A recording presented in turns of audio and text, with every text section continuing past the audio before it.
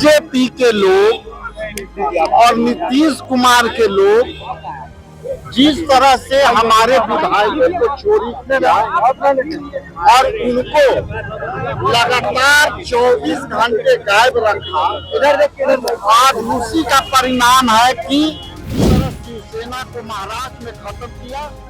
आज बीजेपी ने नीतीश कुमार को भी खत्म कर दिया। बीजेपी के काम करने का जो पैटर्न है, पहले जो है चुनाव लड़ेगी तो वोट चोरी करेगी, जो बिहार में वोट चोरी हुआ।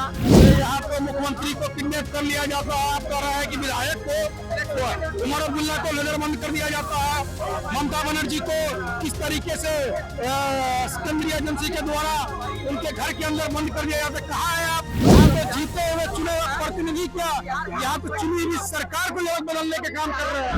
नमस्कार, मैं गणेश सिन्हा और आप देख रहे हैं सूर्य बिहार। अभी हम मौजूद है सदाकत आश्रम के बाहर और आपको बता दें कि यहाँ पे जो है आज पुतला दहन किया जाना है और इसको जो कल एनडीए की राज्यसभा में जो बिहार में 5 सीटें थी उस पर 5 पर जो है जीत हासिल की थी एनडीए। इसके विरोध में जो है आज कांग्रेस का विरोध प्रदर्शन है कि कांग्रेस का आरोप है कि एनडीए ने उनके तीनों विधायकों को गुमराह करने का कोशिश किया, किडनैप करने का कोशिश किया और उनको वोट देने से रोका गया।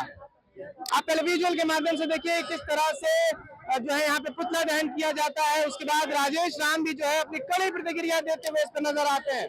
आप टेलीविजन के माध्यम से देख सकते हैं कि किस तरह से जो है पुतला दहन किया जा रहा है और लगातार नारे भी लगाए गए, लगातार नारे लगाए जा रहे हैं कि लगातार जो हम आपको बता दें कि नारे लगाए जा रहे हैं सरकार के विरोध में और साथ ही जो है पुतला दहन किया जा रहा है। और क्या कुछ कह रहे हैं राजेश राम, आप पहले उनके पूरे बयानों को सुनिए। आज हम लोगों ने पुतला दहन किया है। ये लोकतंत्र में पहले वोट चोरी करने का परंपरा रहा, पहले संविधान को खत्म करने का परंपरा रहा। बीजेपी ने जिस तरह से पूरे देश में डराने का जो अभियान चलाया, ईडी सीबीआई से डराती है, उसके बाद ये सारी कार्रवाई करती है।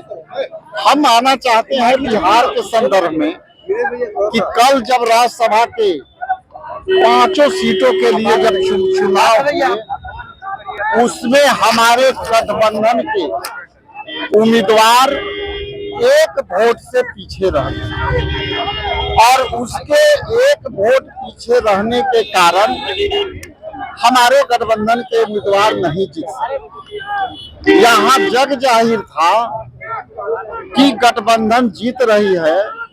इसी बीच में बीजेपी के लोग और नीतीश कुमार के लोग जिस तरह से हमारे विधायकों को चोरी किया और उनको लगातार 24 घंटे गायब रखा, आज उसी का परिणाम है कि हमारे विधायकों को चोरी करके और उन्होंने अपनी 5वीं उम्मीदवार को जीत सुनिश्चित कराई।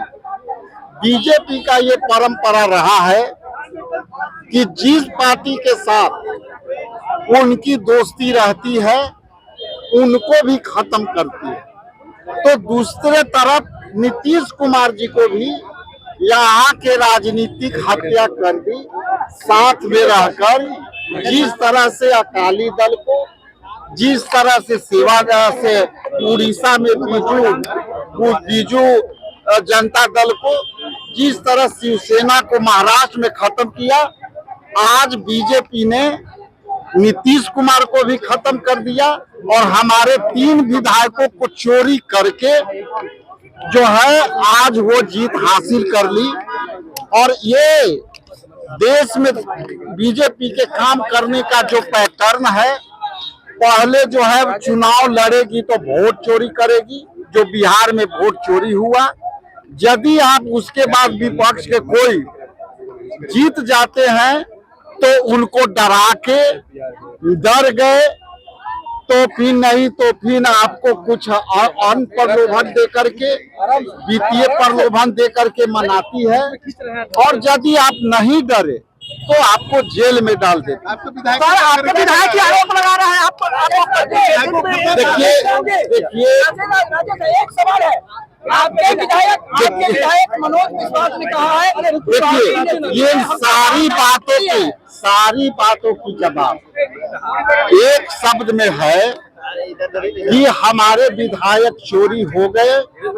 उन पर कौन सी दबाव पड़ी है कि जो व्यक्ति दम भरता था कि हम आए हैं कांग्रेस पार्टी में, हम लोग नए हैं, हम कांग्रेस के विचारधारा से जुड़े हुए लोग हैं, आखिर ऐसी कौन सी बात हो गई कि हमारे विधायक हमारे कैंडिडेट के खिलाफ वोट दिए और आज हमारे खिलाफ बोल दिए। इसलिए उन पर दबाव है, उन पर कोई चीज ऐसी दबाव होगी, देश की दबाव होगी या और कोई प्रलोभन होगा।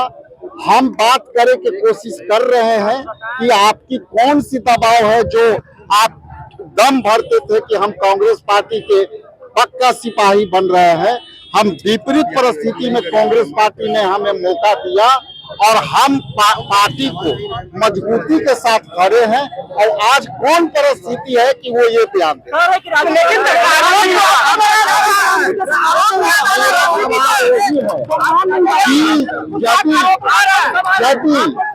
ये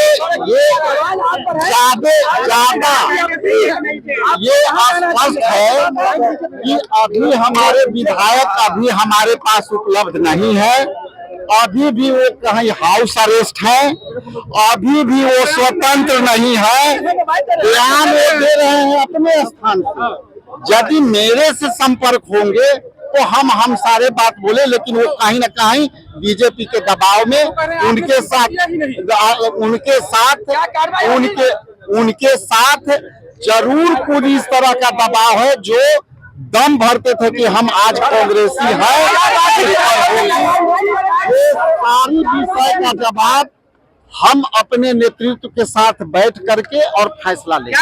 तो सुना आपने कि क्या कुछ जो है राजेश राम कह रहे हैं और साथ ही अपने विजुअल के माध्यम से देखा किस तरह से पुतला दहन किया गया और हम लोग कुछ लोगों से भी कुछ कार्यकर्ताओं से भी बातचीत करेंगे और आपको बताएंगे कि क्या कुछ कार्यकर्ताओं की प्रतिक्रिया है, क्या कुछ कह रहे हैं। कहा जा रहा है कि आपके जो विधायक है उसमें कमी थी, आपकी पार्टी में कमी है। हमको कोई जानकारी नहीं है, कोई जानकारी नहीं है। अच्छा, मतलब पुतला दहन किए हैं, इससे क्या लगता है कि मतलब आप लोग जो मांग कर रहे हैं पूरा होगा? क्या देखते हैं आगे? अभी हमको कोई जानकारी नहीं है, बात समझेंगे तब बात। हाँ सर, क्या किस तरह से देखते हैं पूरी चीजें? हम इस तरह से देखते हैं कि देखिए अभी हमारा पहले नेतृत्व पुतला दहन कार्यक्रम किया, इसलिए किया अभी तक जो सूचना मिली है कि हमारे 3 विधायक को किडनैप कर लिया गया, अज्ञात जगह में रखा गया, उनका संपर्क टूट गया। विधायक को किडनैप करना इतना आसान है? हाँ, बिल्कुल आसान है, बिल्कुल आसान है। क्या विधायक के पास कौन सी ताकत है? विधायक के पास क्या ताकत है? विधायक लोग के तो घर जमीन पे कब्जा कर लेता है ये लोग बर्खास्त। लेकिन जो है एनडीए का कहना है कि अगर विधायक उन लोग पे नहीं पहुंचे तो उनके पार्टी में कमी है। हमारी क्या गलती है? अपनी गलती कोई बोलता है? अपनी गलती कौन बोलता है? वो तो कराता है ऐसा ही काम और भाई के वातावरण में है वो विधायक भी। चलिए देखिए, तो कुछ लोगों से और भी हम बातचीत करेंगे और आपको बताएंगे कि क्या कुछ जो है यहाँ के लोगों का, जितने भी कार्यकर्ता है कांग्रेस उनका क्या कुछ जो है वो कहना है और किस तरह से देखते हैं पूरे चीजों को। आज आप लोग पुतला दहन किए हैं। आज हम लोग पुतला दहन किए इस बात को लेकर के कि हमारे विधायकों को 3 विधायकों को वोट देने से रोक दिया गया।